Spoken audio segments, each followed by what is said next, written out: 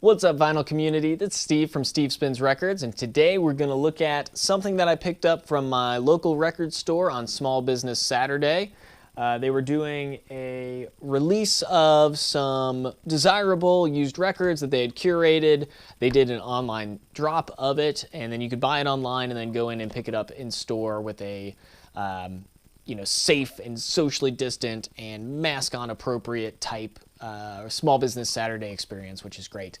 So the thing that I picked up was Sade's Diamond Life. So there you can see the cover there. It was really interesting too because I had first heard of Sade when the box set was coming out, and I knew nothing about the group, nothing about the artists in it. Here you see the inner of the paper sleeve it came in with kind of the liner notes there. On the back you got pictures of the band. You got Stuart Mattheman on one side, Sade, Andrew Hale, and then Paul S. Denman, so you got the whole crew there. And then you've got the disc itself, which again I swapped out, or I added in this MoFi sleeve just to see,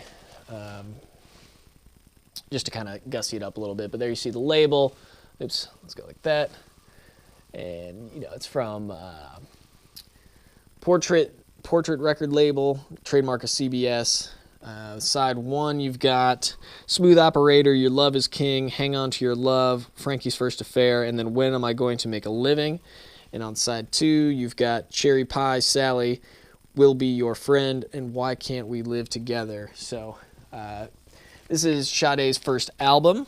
And Smooth Operator may have been the only song that I had heard ahead of time before listening to the rest of the album, and then checking out the rest of the discography as well. So it was really an interesting and kind of eye-opening and ear-opening experience when I started listening to Sade, because I was like, why have I not heard of this? Why have I never looked at this artist and never thought about it, and never come across my playlists or what I was listening to? So really my hope for this video today is, if you see this, please head to Spotify, please head to YouTube, and listen to some Sade.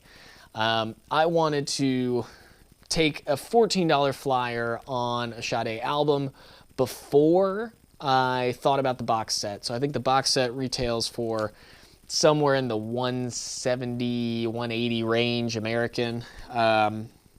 And it, of course, has all of Sade's albums in it. But at the same time, if you don't like Sade, that's a pretty big investment that you've just made. So I wanted to dip my toe in the water a little bit and see if I like the sound, see if I like it on vinyl, that type of thing. So really, there's nobody out there I wouldn't recommend Sade to listen to Sade.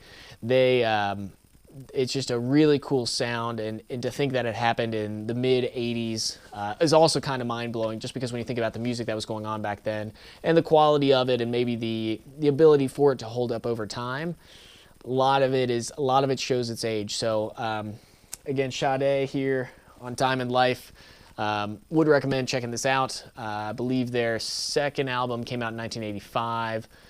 Which has The Sweetest Taboo on it, which is, again, another one of their big songs. So check that out. Make sure you're listening to some Sade. And then beyond that, yeah, I think it's a great record to have in a vinyl record collection, just because it's not something that you see every day. It's not something you listen to every day, and it's not something that's super mainstream. But it definitely has a vibe to it, and it definitely has a lot of depth and a lot of dynamic sound going on the record between the band playing and Sade singing. So it's a nice record to have.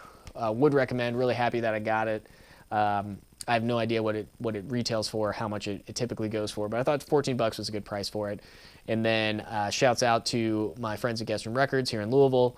They did a great job on Small Business Saturday. They did they did a really cool thing with the drop and how they were approaching it. So that's my take on Sade's Diamond Life. I've listened to it a couple times since I got it. Really enjoy it. Again, Smooth Operator might be my favorite track on it, but there's, Your Love is King is also pretty strong, right back to back. So really fun album. Definitely recommend it. again, somewhat of a time capsule, but it holds up pretty well over time, even today when you're listening to it in a modern context. So that's it. If you made it this far, thanks for watching. I appreciate it. What's your favorite Sade track? What's your favorite Sade album? Post that in the comments. I'd be interested to see what else I should listen to after this, because really I'm starting my Sade journey. I'm starting with this album. I'm going to listen to this album until I feel really good about it, and then might move on to some of their later work that they've done to get more familiar. So that's my Sade plan. That's my Sade journey that I've been on so far, which again might be a weird thing to say in 2020, but here we are. So anyway, thanks for watching this video. Be sure to like the video if you like Sade, if you like my take on it, if you like the fact that it holds up all these years later in 2020. Be sure to do that, and then also hit the subscribe button if you want to catch more records that I'm going through in my collection and talking about my take on them and whether or not I would recommend them to you. Be sure to do that. So that's it for me. I'm Steve, again from Steve Spins Records, signing off.